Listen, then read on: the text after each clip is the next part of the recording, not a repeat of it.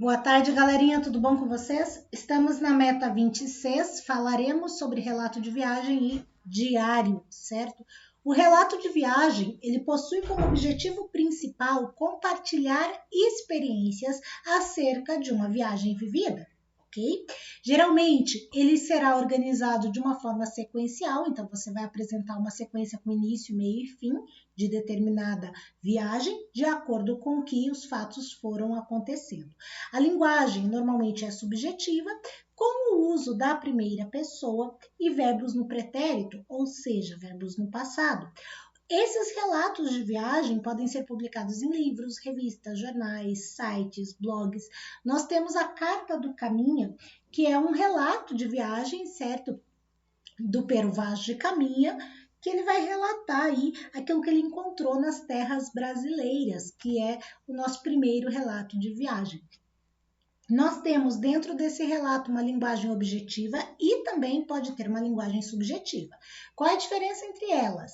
Quando a gente tem uma descrição ou uma linguagem objetiva, a gente faz isso de uma forma imparcial, ou seja, nós narramos apenas aquilo que estamos vendo, certo? Porque queremos demonstrar a realidade de uma forma palpável, sem acrescentar nenhum tipo de juízo de valor. Já quando descrevemos subjetivamente alguma coisa, nós colocamos neste objeto descrito um certo valor opinativo, um certo juízo de valor, ok? Características da descrição objetiva.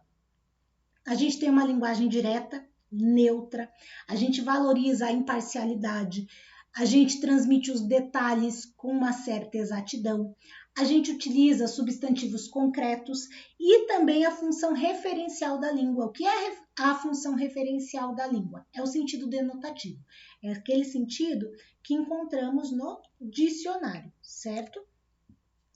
Já quando fazemos uma descrição subjetiva, a gente tem uma interferência emocional.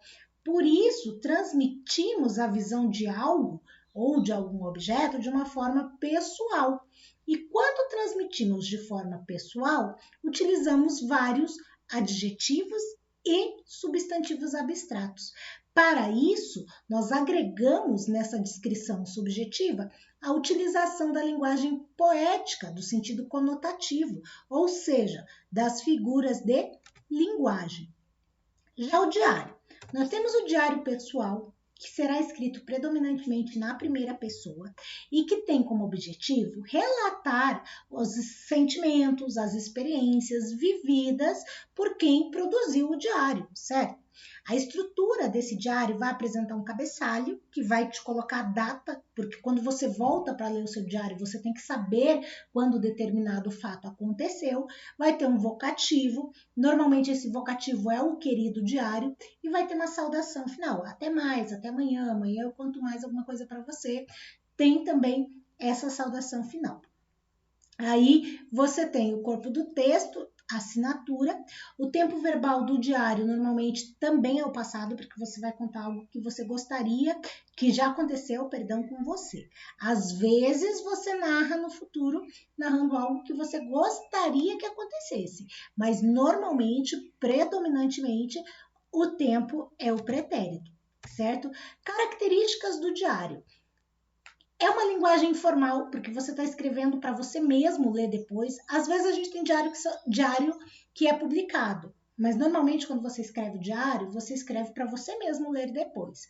É um caráter subjetivo, você faz a referenciação afetiva, tem uma certa sinceridade, porque você está escrevendo para você mesmo.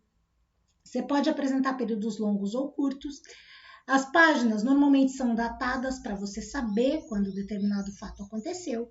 Pode ser real ou fictício. De novo, você pode escrever aquilo que ocorreu com você ou aquilo que você gostaria que ocorresse com você, certo? Pode conter ou não assinatura. Normalmente a gente assina, né, o diário pessoal.